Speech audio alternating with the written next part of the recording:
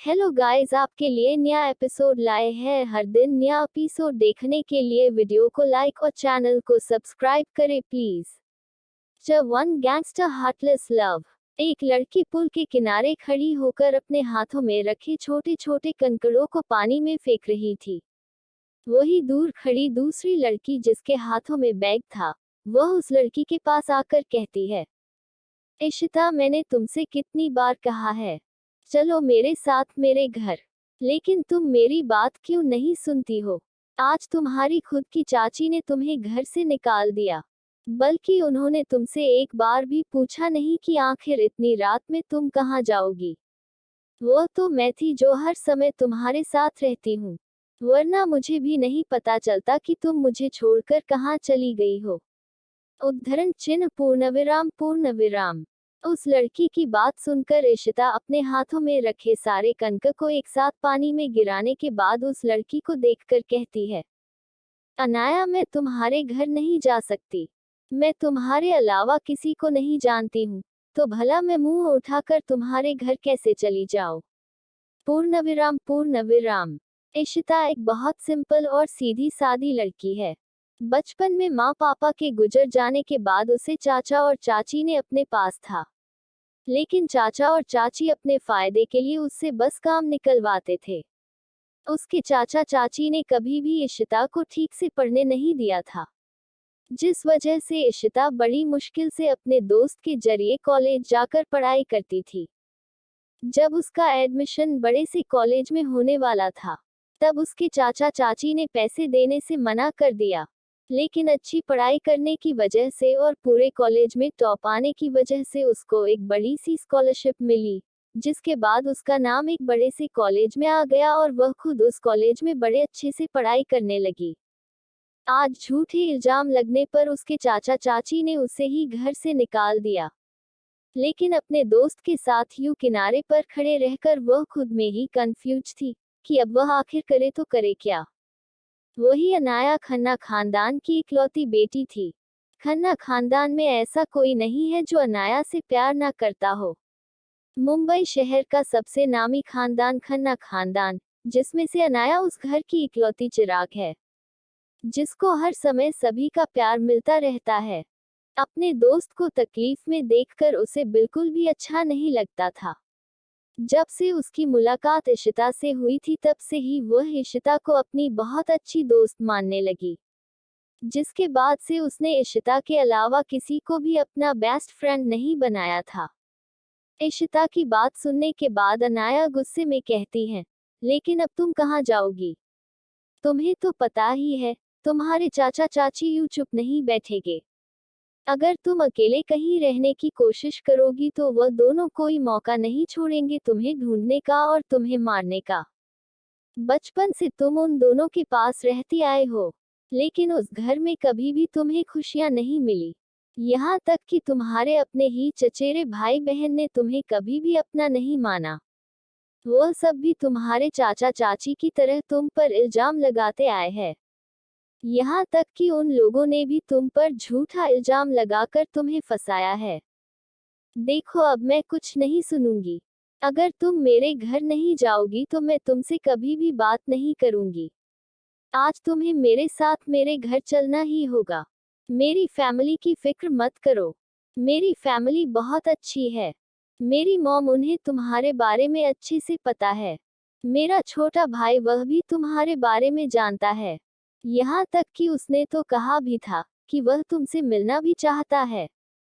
मेरे दादाजी दादी जी सभी को तुम्हारे बारे में मैंने बहुत अच्छे से बताया है। वह सब तुम्हारी बात सुनकर, तुम्हारे बारे में जानकर तुमसे मिलना चाहते हैं। तो चिंता मत करो, मेरा परिवार भी तुमसे उतना ही प्यार करेगा जितना वो मुझसे करते हैं।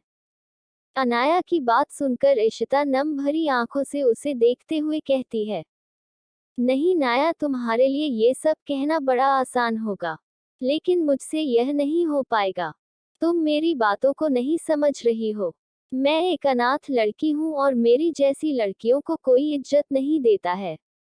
उन्हें लगता है जिसके सर पर माँ बाप का हाथ नहीं होता है, वह लड़की किसी काम की नहीं होती है।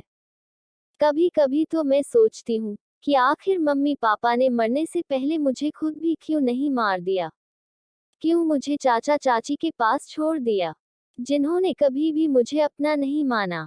लेकिन क्या करे, किस्मत ने ऐसा खेल खेला कि मेरी पूरी जिंदगी नर्क बना दी। उद्धरण चिन्ह पूर्णविराम पूर्णविराम।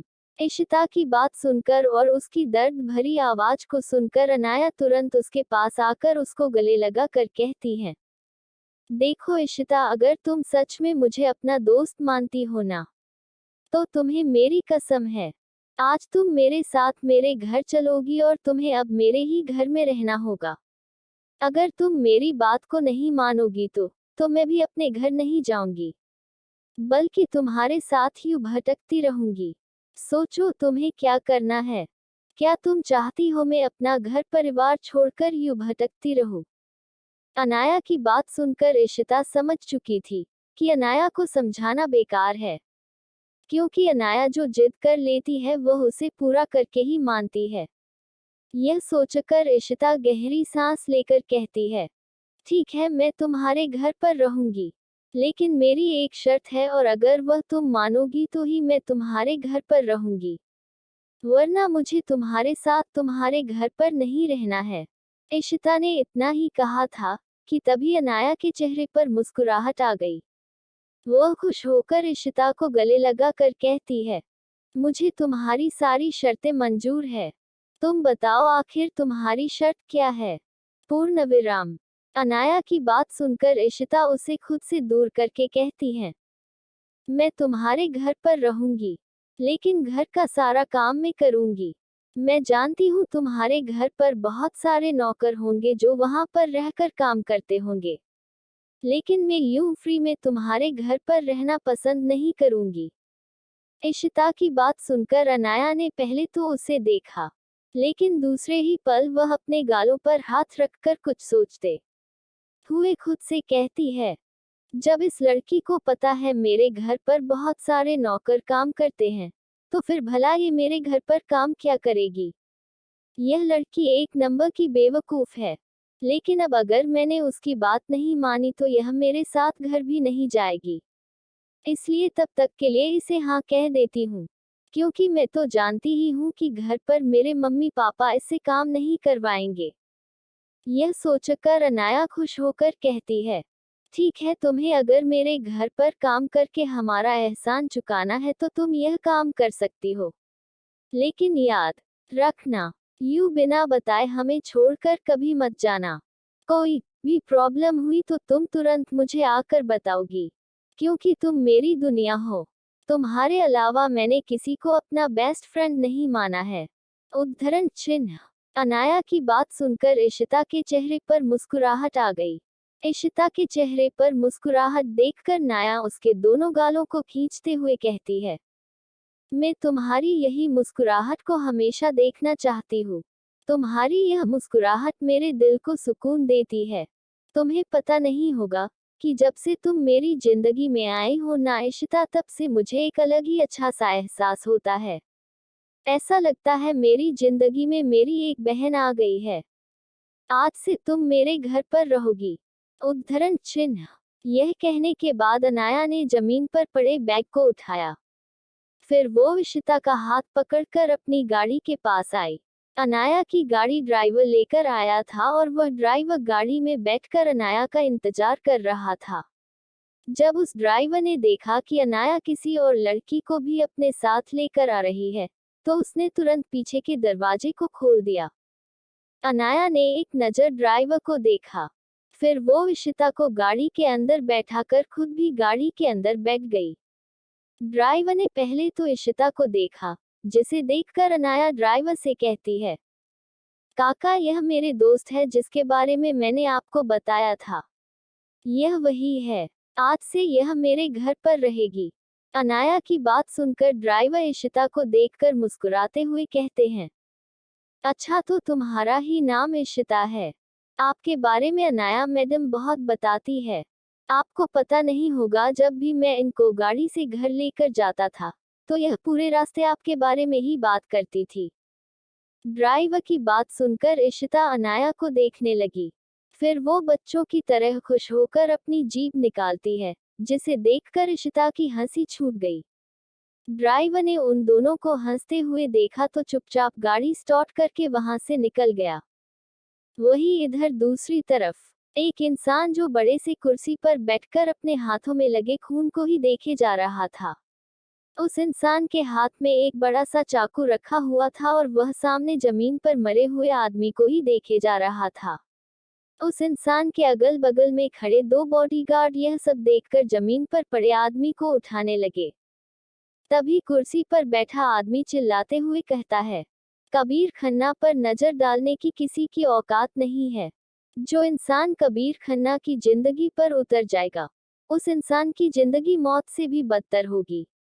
यह है कबीर खन्ना, खन्ना खानदान का सबसे बड़ा बेटा। घर में रहने वाले लोग भी कबीर खन्ना से बहुत डरते हैं। कबीर को कम बात करने की आदत है। सामने हो रहे तमाशे को देखना उसे बिल्कुल भी पसंद नहीं है और सबसे बड़ी बात, जो इंसान सबसे ज्यादा झूठ बोलता है, उस इंसान से कबीर खन्ना को सबसे ज्यादा नफरत होती है। नफरत की दुनिया कितनी बड़ी होती है कि कबीर खन्ना उस इंसान को अपना मानकर भी अपना नहीं मानता है। अपने मानने वाले को भी वह जिंदगी और मौत के बीच में लाकर खड़ा कर देता है। कबीर खन्ना दिखने में एरोगेंट, लेकिन चेहरे पर एक अलग ही खौफ है। उसका चेहरा ही देखकर लोग समझ जाए वह कितना खतरनाक इंसान है। खन्ना इंडस्ट्री उसके नाम से डरती है।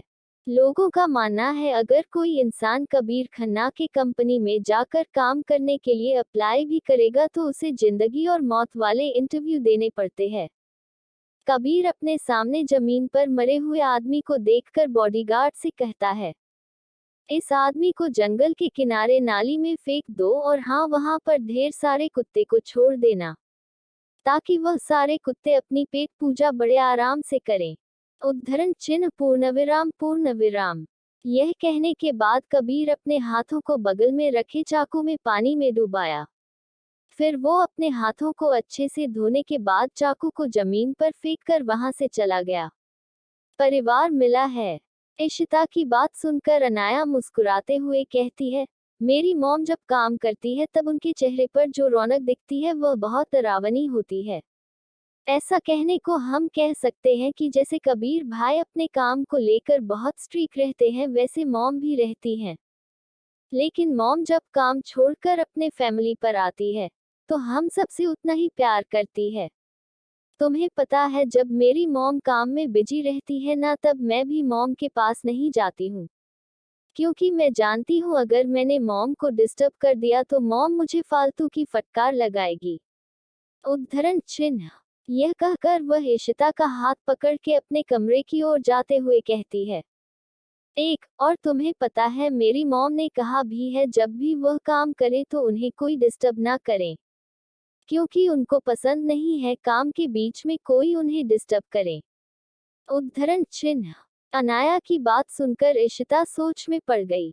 वहीं इशिता को सोच में देखकर अनाया हंसते हुए कहती है, फिलहाल के लिए तुम यह सारी बातें छोड़ो, मैं धीरे धीरे तुम्हें अपने परिवार के बारे में बताऊंगी। पूर्णविराम पूर्णविराम। यह कहते हुए अनाया इशिता को लेकर ऊपर की ओर आई। जैसे ही वह दोनों ऊपर आए तभी इशिता की नजर एक कमरे पर गई।